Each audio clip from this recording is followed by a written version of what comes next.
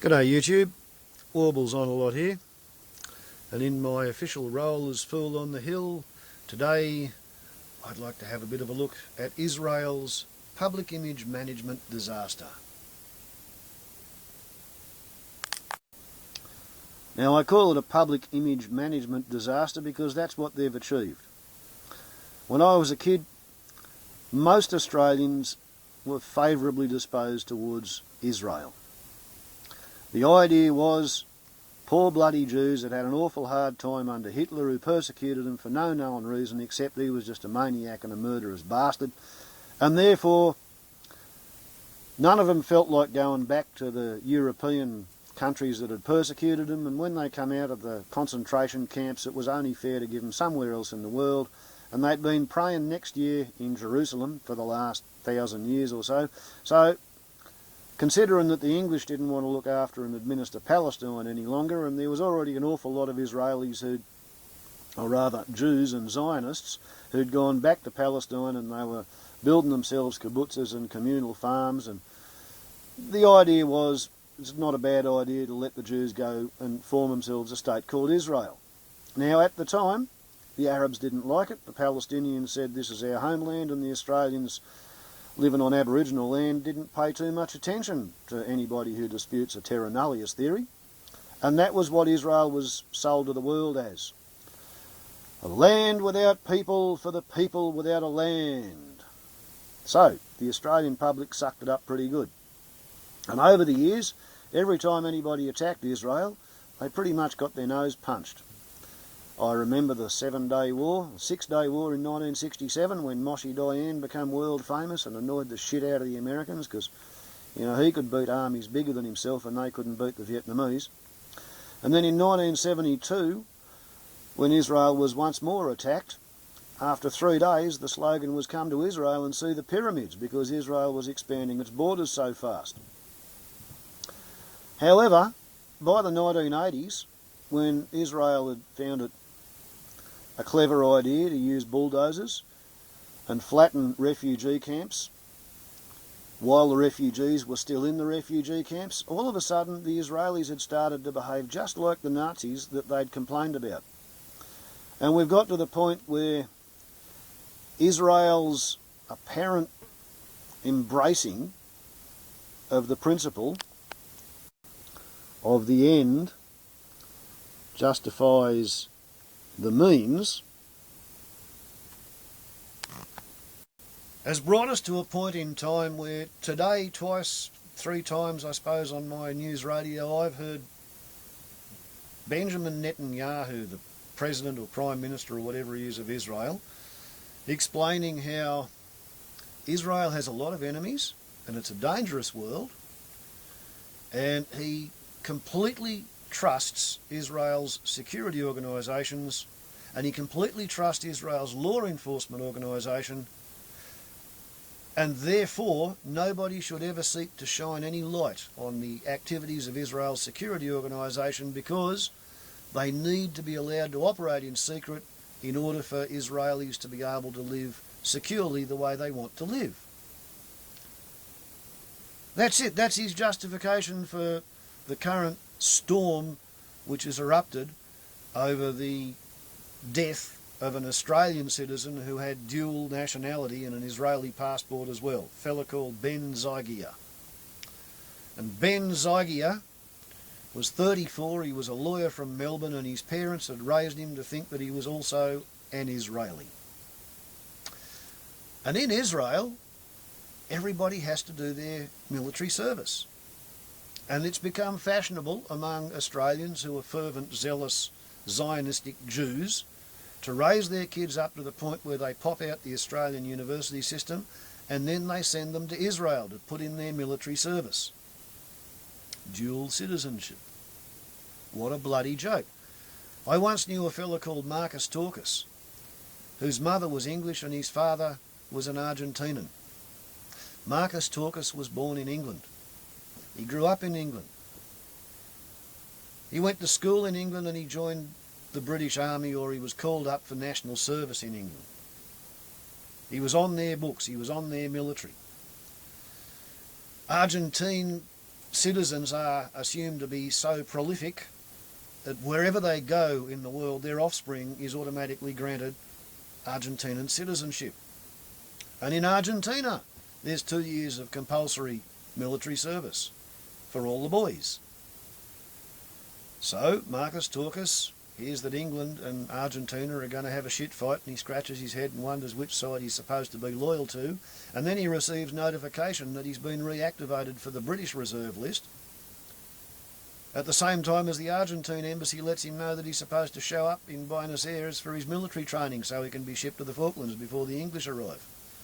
So due to his dual citizenship fantasies, he was supposed to go to the Islas das Malvinas and fight himself at the Falklands War. Clever idea, this bloody dual citizenship, isn't it? So, why the big shit fight about Ben Zygier? I mean, it wasn't as if he was doing anything against Australian law, was it? He wasn't running around in the bush on the weekend with a bunch of his Zionist mates practising platoon-level infantry drill. It's not like he was one of those Serbo-Crow whatever it was back in the 1970s who wanted to get ready for the Balkans War, so they were running around with guns in the boonies outside the Blue Mountains and outside Wollongong. You know, as long as these Jewish dual citizens who've got militaristic fantasies for fighting for Israel, as long as they don't conduct their military training in Australia, it's perfectly legal for them to go over to Israel and join the Israeli army. Totally fucking nuts in my opinion, but it's the way the law stands. So, we have a bit of a timeline. In 2005, a couple of female Mossad agents were arrested and tried in New Zealand while they were attempting to obtain passports fraudulently in the name of a disabled New Zealand citizen. And the Israelis got deeply upset that, you know, these people had been caught, and pressure was brought to bear on New Zealand, and the theory was that New Zealand should just sweep it under the carpet and let the Mossad agents go because Israel is a great friend of New Zealand, and it's not fair to do anything to stop the Israeli security forces, you know, like they're Israel. They have to be allowed. The normal rules don't apply to Israel. Probably because their religion teaches them that they are God's chosen race, and that everybody else is the goyim, which is a Yiddish word for untermensch, subhuman, and therefore it's okay for them to do whatever they want to do because God will be on their side. But the Kiwis said fuck off, and the Mossad agents were prosecuted. That was in 2005. Spool the tape forward a bit. January 2010. A Hamas official was executed in his hotel room in Dubai, and the security tapes showed who did it, and the people who did it carried Australian genuine passports to get them in and out of the airport, through the city, in and out of the motel. Genuine Australian passports had been used by Mossad to assassinate a Palestinian Hamas official in Dubai, because the end justifies the means. That's what Adolf Hitler said. The end justifies the means. So apparently young Ben Zygier, who'd been so fervently pro-Israel that he went to Israel and signed up for his military service and found that was so exciting, he got to work in Mossad. He was playing secret Squirrel, spy versus spy, man. It was really fucking exciting. He was truly patriotic. When the Australian passports were used in January 2010, Zygier got himself arrested by Mossad in February 2010. And they put him in a secret jail, in a suicide-proof cell. A cell that not only had 24-hour video surveillance, it had audio monitoring sensitive enough to pick up his heartbeat and any movements, and every 60 seconds the computer checked to make sure he was still breathing and beating. And in 2010 in December, he was visited by his lawyer, who reported that he was full of vim and vinegar and piss and beans and he was ready to fight his case in court, but he was thinking about a plea bargain. And 2 days after the lawyer's visit, Ben Zygier was, quote, found hanging in a monitored, secure, surveilled, suicide-proof cell. He was found dead. It was just a death in custody. Yeah, right. And there was a security clampdown by the Israelis. And it wasn't until 2013 that the Australian Broadcasting Commission broke the story. And the first response of Australia's Foreign Minister was, oh no, we know nothing about it. Next day he had to backtrack and say, oh yes, well actually the Foreign Affairs Minister was notified, but not by the Department of Foreign Affairs. He was notified by the security organisation, i.e. overseas, that'll be ASIS, Australian Security Intelligence Service. That's our spooks who fuck about overseas. We have another bunch of spooks who fuck about inside the country. They're called ASIO, Australian Secret Intelligence Organisation. They're the ones who look for spies in Australia. Okay, right.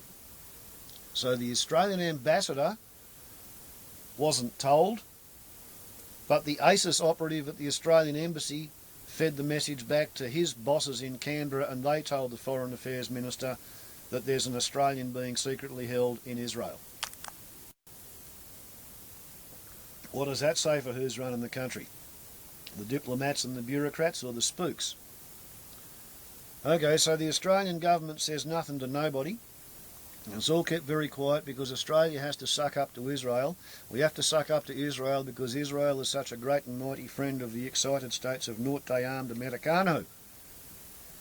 And we have to suck up to anybody who's good friends with Norte Armed Americano because of an outfit called, or a thing called the ANZUS Treaty. And that's the theory that once upon a time Singapore fell to the Japanese and the Australian Prime Minister went cap in hand to the American President and said, oh, please save my bacon. And the Americans said, what a lovely unsinkable aircraft carrier. And it was in their interest to come and fight the Battle of the Coral Sea. And therefore, the southern side of New Guinea didn't get invaded, and a bunch of people were sold a crock of bullshit to the effect that America saved Australia from invasion. The Japanese never had any intention of invading Australia. America never had any intention of saving Australia. America wanted to use Australia as a forward supply base. After the war, Australia signed up with this ANZUS idea on the theory that we will help the Americans anywhere in the world, they'll come and help us. So we went to Korea, and we were still sucking up the English, so we went to Malaya after that, and we went to Vietnam, and we helped the Americans lose in Vietnam, we helped the English win in Malaya. And anywhere the Americans wanted to fight, you know, if it's possible, we've gone and helped them to fight there. Been to Iraq twice, we're still in bloody Absurdistan. The point is, the people who believe in ANZUS Treaty can't do the maths or don't want to look at it. There's 22 million Australians, there's 250 million Indonesians. Indonesia can eat more KFC and drink more Coca-Cola than Australia can. So if ever there's a conflict between Australia and Indonesia, it'll be very convenient for America to continue exporting Coca-Cola and KFC to Indonesia, because after Indonesia takes over Australia, they can sell them the stuff for Australia too. There you go. However, it means that we have to suck up to Israel. So Australia was sucking up to Israel by keeping it quiet. What actually went on? Well, this morning I heard on the radio that Israel's tabloid media is claiming that the Australian Secret Intelligence Service shopped Ben Zygier to Mossad and told Mossad that Zygier had informed ASIO that Israel was harvesting Australian passports. So the silly little bastard's had qualms of conscience, and he's tried to go as a double agent against Mossad to tell the Australian Secret Intelligence Organisation that Mossad was fucking about with Australian passports, and the Australian Secret Intelligence Service sucking up to Mossad in order to curry favour with the Norte Armed Americanos to preserve the ANZUS Treaty has burned him. They've dumped him with Mossad, and that's why the Australian government has done jack shit. Does anybody wonder why sometimes I'm really ashamed to be an Australian? Or does anybody wonder why I say that Israel's selfish, circular, pseudo-logic rehabilitates Adolf Hitler? Because if it's okay for Israel to run concentration camps for its national security, then it's perfectly fucking okay for Adolf Hitler to run concentration camps for his national security. If it's okay for Israel to kill citizens of friendly foreign nations for working against Israel's perceived security interests, then anything that Adolf did was obviously acceptable. Because sauce for the goose is sauce for the gander. And if Israel wants to act like Nazis, they can fucking well accept that they look like Nazis and they have no more respect than the Nazis.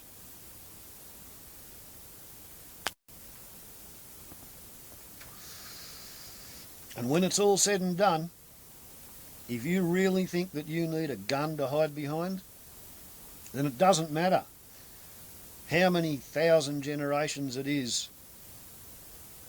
since Abraham said that we are the chosen race. If you think you need to hide behind a gun and sneak about in the middle of the night doing dirty, devious, underhanded acts in order to preserve your life, your property, your values, your morals, your civilisation, your beliefs, your culture, if you have to fuck around doing shit like that, it proves that you do not have any faith in your God theory at all whatsoever. If the Israelis had any serious belief in the religion they claim to practice, they would not conduct themselves in this manner. It proves to me that Zionism is a movement which has a religious belief in the endless expansion of Israel, the state of Israel. Zionism seems to have bugger all to do with Judaism, which teaches thou shalt not kill, thou shalt not covet, thou shalt not steal. Zionism is all about religiously expanding the state of Israel. Zionism is a Nazi religion. Zionism behaves in a way that proves that they believe the end justifies the means, and it was Adolf Hitler's belief that the end justifies the means that caused the Grand Alliance of the British Empire, the United States of America and the United Soviet Socialist Republics to go and bomb the bastard until he shot himself.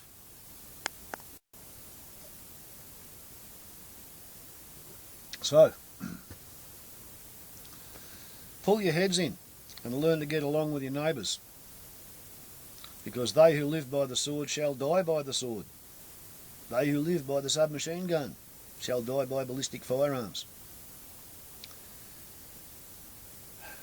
And they who kill people secretly in jail for trying to tell the truth in their homeland, they really are scumbags. And the two-faced arsehole Australian spooks who decided to shop him to show all the other Israelis what happens, you did not have my consent to do that. You should have just let him go and fuck up at his own pace. You did not need to drag Australia into that shit fight.